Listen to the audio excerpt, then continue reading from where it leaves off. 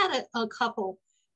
Do you see that there would be less risk that a sole proprietor reporter with a laptop would be less subject to being hacked than a large server?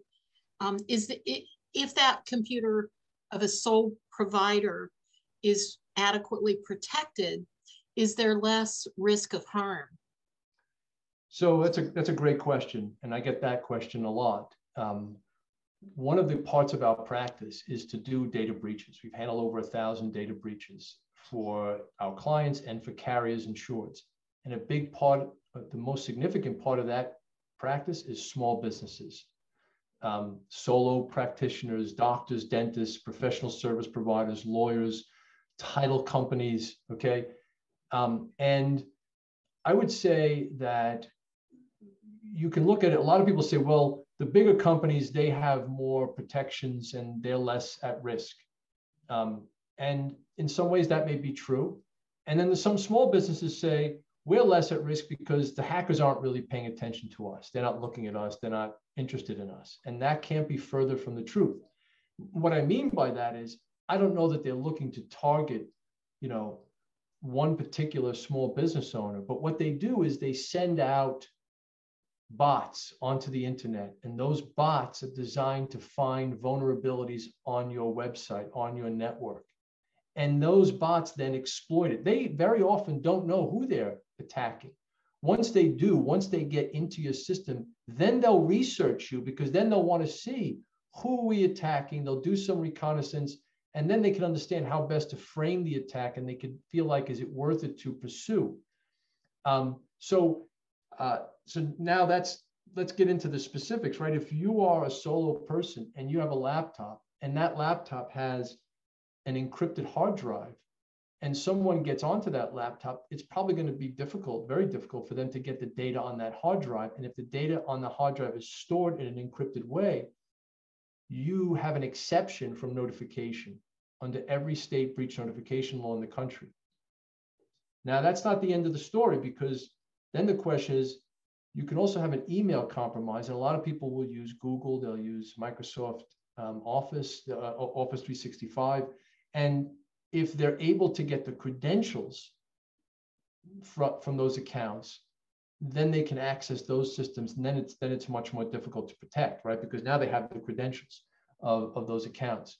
But you certainly can become a target in the way I described.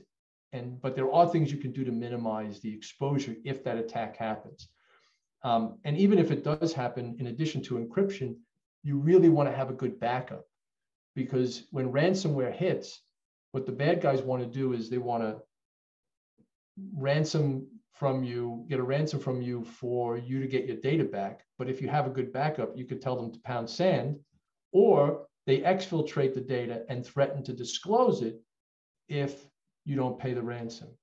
In that case, if the data is encrypted and they can't get it, the worst they can do is say, we encrypted your systems, so pay us, but you have a good backup. So you can say, I'm going to buy a new laptop and get myself set up, and we're all done with you guys. And you don't have to deal with that. What happens is, so many people don't have good backups. They don't secure the data. And then even if they do have good backups, they've never gone through the process of actually trying to recover from backup. And that's happened a lot more recently. So when the you-know-what hits the fan, everybody's scrambling. And even though you took the time to do the backup, it doesn't help you because you can't get it. So if you do good backups, practice a situation where you have to recover from backup, and make sure you know how to do it. Make sure you can get the data inserted into the applications that you use. That's another issue. Sometimes they become incompatible. So you want to really make sure you can actually recover. And those are the ways that you protect yourself. But I'm going a little bit off the reservation here. The point is, you're at risk. And it doesn't really vary so much because of the size of your company.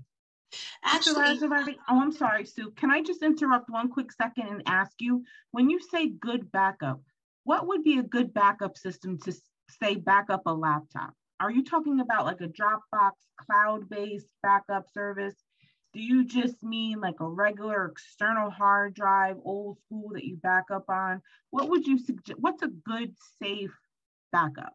I'm going to defer to you. You want to have a good IT cybersecurity person give you recommendations based upon your needs.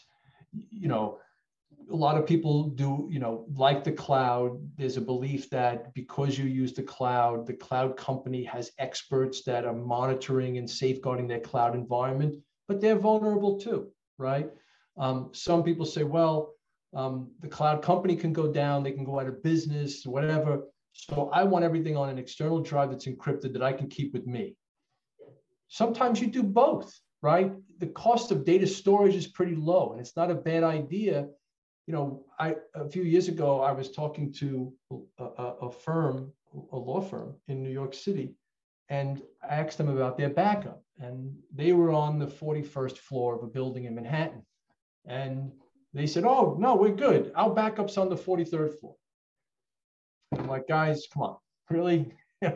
Let's get a little, so the thing is, maybe you have the external hard drive at a different location or somewhere, right? So you really want to think this through strategically based on your business.